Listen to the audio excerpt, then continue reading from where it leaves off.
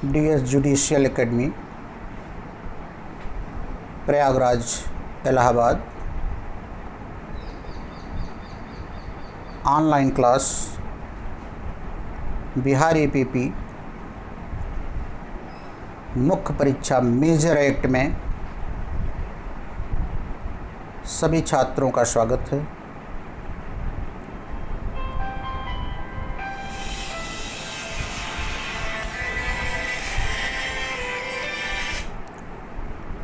सभी छात्रों का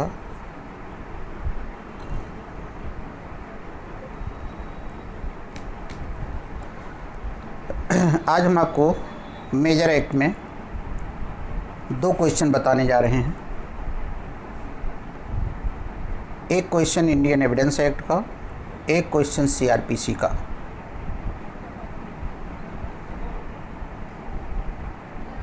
एक इंडियन एविडेंस एक्ट का, एक CRPC का। CRPC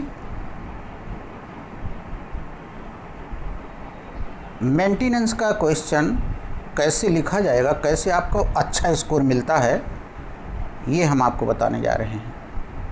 मेंटेनेंस के क्वेश्चन में आप कैसे एक अच्छा स्कोर ग्रहण करेंगे, वो हम आपको बताने जा रहे हैं। देखिए, क्वेश्चन है,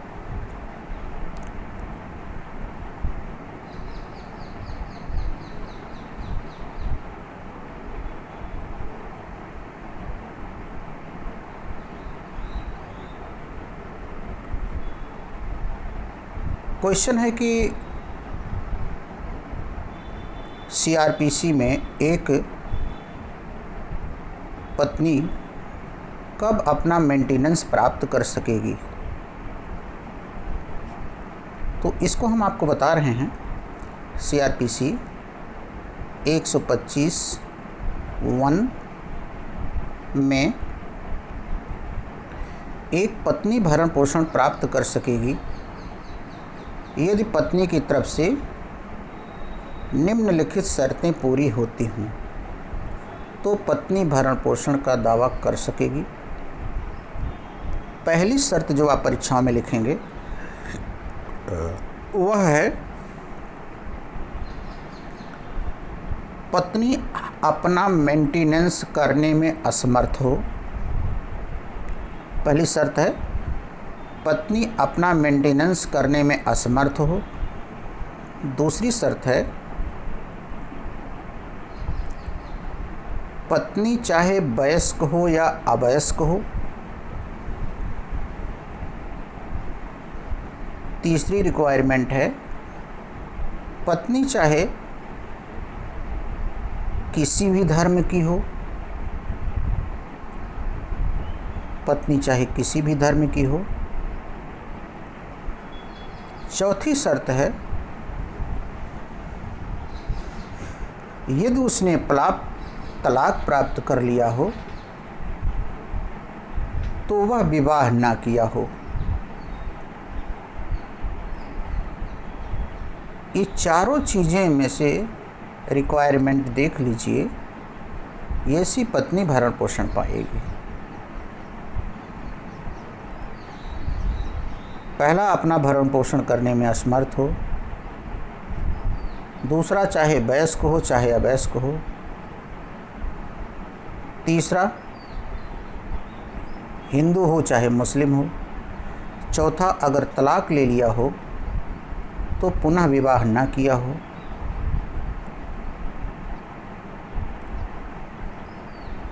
ये 4 पॉइंट आपको 125(1) में लिखना है।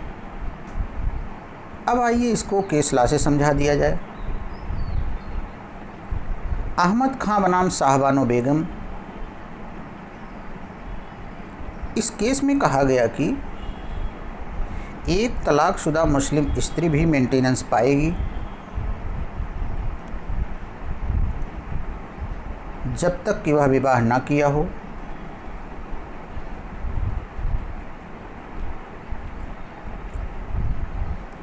जब तक कि वह विवाह ना किया हो।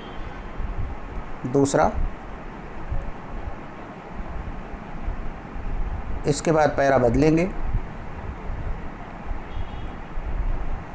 मुस्लिम महिला अधिकारों का संरक्षण अधिनियम 1986 बनाया गया, जिसमें अहमद खां के निर्णय को समाप्त करने का प्रयास किया गया और कहा गया कि मुसलमानों पर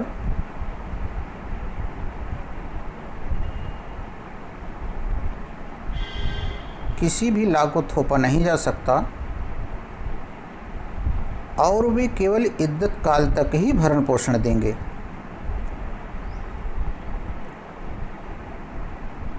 इस कानून को फिर इमरान खान बनाम शबाना बानो में सर्वोच्च न्यायालय के पास 2009 में आया। इमरान खान शबाना बानो के केस में फिर सुप्रीम कोर्ट ने वही निर्णय दोहराया कि तलाकशुदा मुस्लिम स्त्री भी अपने पूर्व पति से मेंटेनेंस पाएगी जब तक कि वह पुनः विवाह ना की हो, चाहे वह तलाक 1 अप्रैल 1974 से पहले हुआ हो, यानी सीआरपीसी लागू होने से पहले, या चाहे लागू होने के बाद हुआ हो। तो मुस्लिम पर ये 2 केसेज लैंडमार्क हैं जिसके द्वारा मुस्लिम गवर्न होते हैं। अब प्रश्न है, पत्नी में कौन पत्नी आएगी जो केवल हाथ मिलाकर के पति के साथ रहती है, या वह पत्नी भी आएगी जो विधि रूप से विवाहित है, अर्थात लिव इन रिलेशन वाली पत्नी आएगी, या विधिपूर्ण विवाहित पत्नी आएगी। तो पत्नी का मतलब है विधितः विवाहित पत्नी से केवल पत्नी की तरह साथ साथ रहने वाली पत्नियां भरण पोषण पाने की हकदार नहीं हैं। सबिताबेन बनाम गुजरात राज्य, सबिताबेन बनाम गुजरात राज्य 2005 सुप्रीम कोर्ट, सबिताबेन बनाम गुजरात राज्य 2005 सुप्रीम कोर्ट।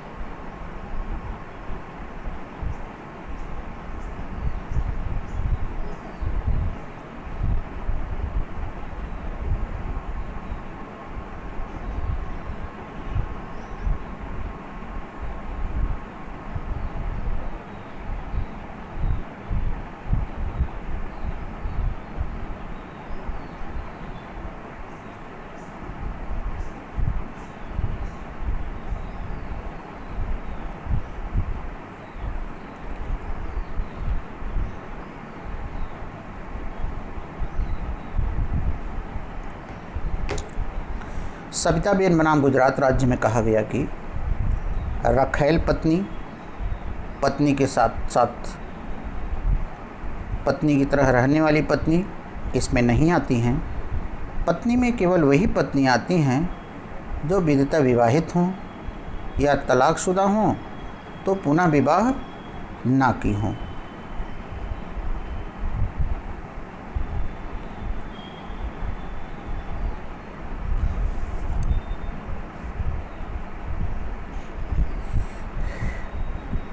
रजनीश बनाम नेहा, रजनीश बनाम नेहा, 4 नवंबर 2020।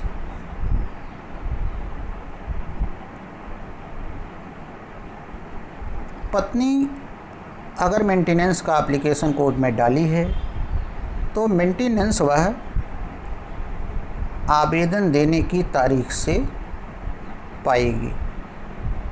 पत्नी इस मेंटेनेंस का आवेदन डाली है तो फिर वह आवेदन देने की तारीख से मेंटेनेंस पाएगी।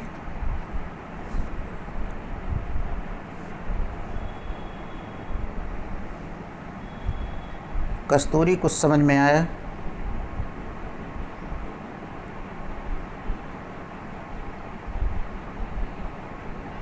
प्रणाम।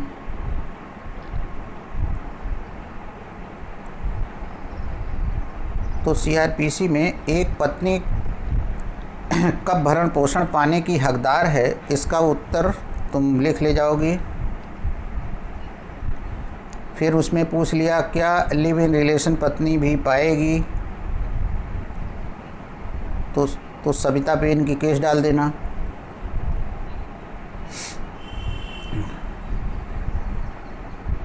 पत्नी का जो एप्लीकेशन मेंटेनेंस का दिया गया है, कोर्ट उस पर आर्डर करती है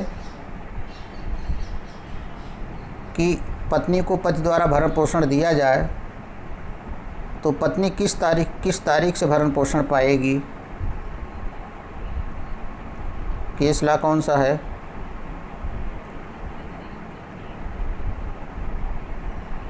चार नवंबर 2020। अब पूरा फुल ला इस पर आ गया तुम्हारे सामने। वो पॉइंट ऊपर 4-5 जो मैंने बताया बढ़िया से। चलिए अब तुमसे कुछ सवाल पूछ रहे हैं, ध्यान से सुनो। इसी मेंटेनेंस पे जो तुमको अपनी तार्किक बुद्धि से देना है। सपोज दैट तुम्हारी केस ही है कि तुमने एक मेंटेनेंस का एप्लीकेशन अपने पति के खिलाफ कोर्ट के अंदर डाल दिया हैं। उस पर सुनो, जो एप्लीकेशन तुमने डाला है ये 2021 है। वह एप्लीकेशन तुमने 2 अक्टूबर 2020 को डाला है। 2 अक्टूबर 2020 को वह एप्लीकेशन तुमने डाला है और उस एप्लीकेशन पर सुनवाई होते होते आ करके 15 मई 2021 को दोनों के बीच में तलाक हो गया। दोनों के बीच में तलाक हो गया 15 मई को। इसके बाद आज है 15 जून। आज अगर दिन में उस मेंटेनेंस एप्लीकेशन पर कोर्ट कोई आदेश पारित करना चाहे तो क्या आदेश पारित करेगा मेंटेनेंस एप्लीकेशन पर, जबकि तलाक पहले हो गया। इधर 15 मई को तलाक हो गया। अब 15 जून को आज के दिन उस पर कोई कोर्ट आदेश पारित करेगी तो क्या आदेश हो सकता है? सवाल ध्यान से समझ लेना, नहीं तो उत्तर गलत होगा। फराग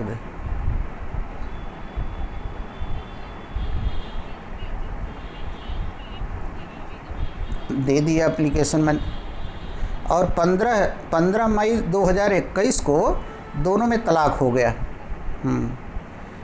और 15 जून को मेंटेनेंस पर फाइनल हियरिंग होनी है। कोर्ट क्या करेगी?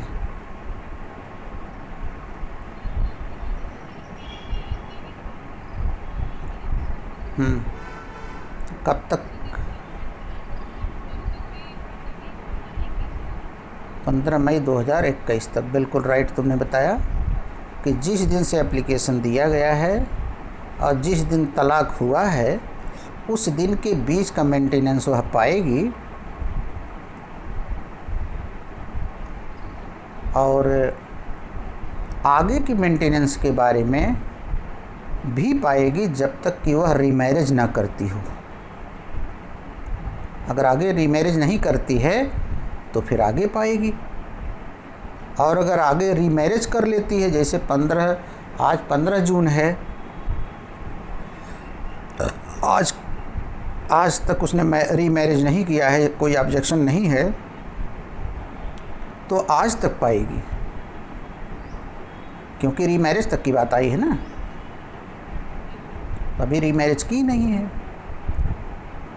आज तक भी पाएगी, जब तक रीमैरिज ना कर ले तब तक पाएगी। अगर उसने रीमैरिज कर लिया है तो 15 मई तक पाएगी। 16 मई को रीमैरिज कर लिया है तो 15 मई तक पाएगी। करेक्ट, दिमाग लगा रही हो, एपीओ के लिए बहुत अच्छा सही है आंसर इसका। ठीक है, चलिए ओके। क्यों अमरीश, गलत तो नहीं बताई इन्होंने?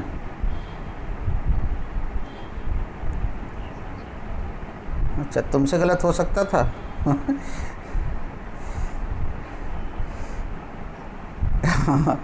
इसलिए हो सकता था कि आज हमारी पहली क्लास में आधे बच्चे इस एप्लीकेशन को रिजेक्ट करवा दिए थे।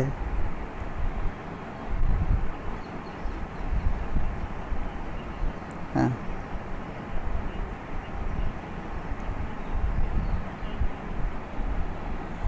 अब मान लीजिए वाला जितना हम पूछें उसमें बात कर रहे हो।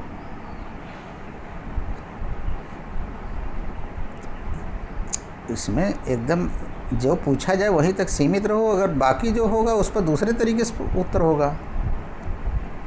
स्टूडेंट की ये थोड़ी सी आदत गड़बड़ है, उस पॉइंट को ध्यान नहीं देता, दूसरी तरफ बढ़ जाता, दूसरे को उत्तर तो आ जाएगा, पहला याद नहीं होगा ना फिर।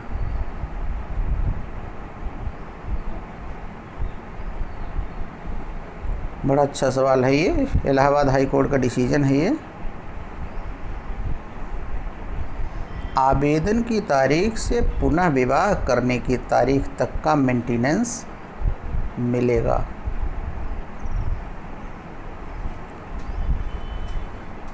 अगला सवाल अमरीश से, सीआरपीसी है अमरीश। एक महिला मेंटेनेंस का एप्लीकेशन कोर्ट के अंतर्गत पेश किया है। कोर्ट उसके मेंटेनेंस एप्लीकेशन पर पढ़ने के बाद रिजेक्ट कर देगी। पढ़ने के बाद रिजेक्ट कर देगी। 125 के किस क्लास की बात पढ़ करके रिजेक्ट करेगी? 125 में जितने क्लास दिए गए हैं, कौन सी क्लास में वह बात लिखी गई है जिसके आधार पर रिजेक्ट होगा? देख के बताओ। 125 में किस क्लास में है रिजेक्ट करने का ग्राउंड?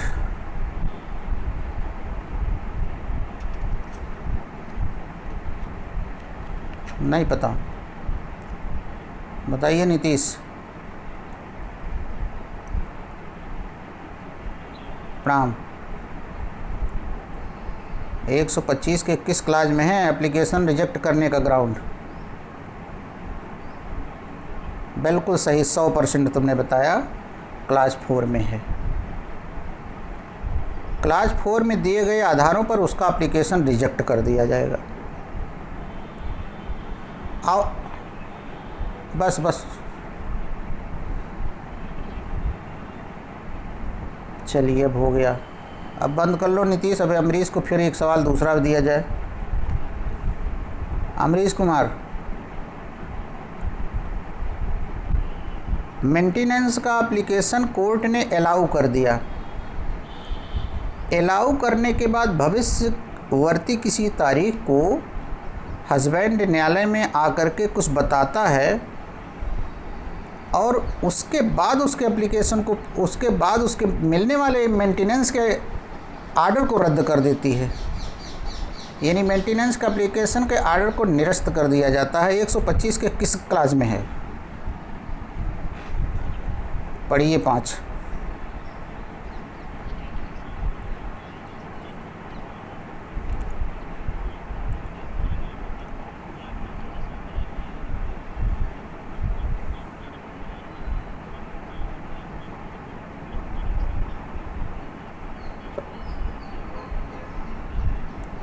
अच्छा, अमरीश कुमार, अगर वो पत्नी कहती है साहब अब तो हमें विवाहेतर संबंध को कोर्ट ने अलाउ कर दिया है, तो संबंध हम बना रहे हैं, क्या गलती कर रहे हैं, क्या ये मान्य होगा?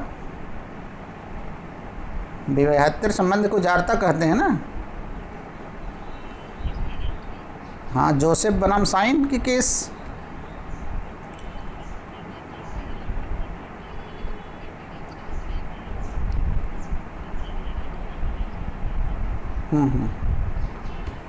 चलिए, तो यहाँ दो क्वेश्चन मिल गया कि पहले क्वेश्चन हमने पढ़ लिया कि एक पत्नी मेंटेनेंस पाने के लिए सारी टोटल चीज़ें मैंने दिखा दी आपको। एक पत्नी का मेंटेनेंस का एप्लीकेशन इन ग्राउंड पे निरस्त हो जाएगा और इन ग्राउंड पे स्वीकार करने के बाद फ्यूचर में निरस्त हो जाएगा। समझ गए सवाल पूरा?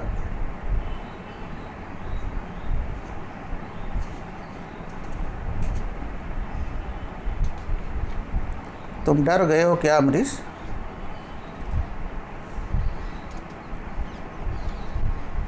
पत्नी का एप्लीकेशन कोर्ट से निरस्त कर दिया गया है। पत्नी को उपचार बताया जाए, अर्थात पत्नी यदि 125 का एप्लीकेशन में हार जाती है या पति हार जाता है तो ये क्या करेंगे फिर? ऐसी दिशा में इनको उपचार बताइए।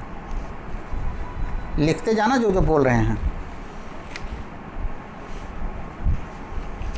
कोई उपचार दिख रहा है?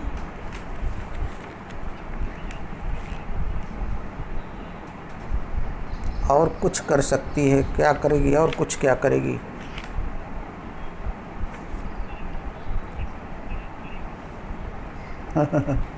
अपील होगी?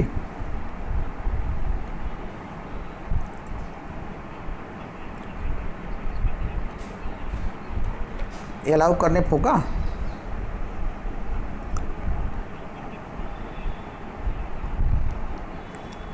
अपीलें ज़्यादातर कन्विक्शन और इक्वटल से होती हैं। सुने हो नहीं ये बात? दोष सिद्ध या दोष मुक्त के आदेशों से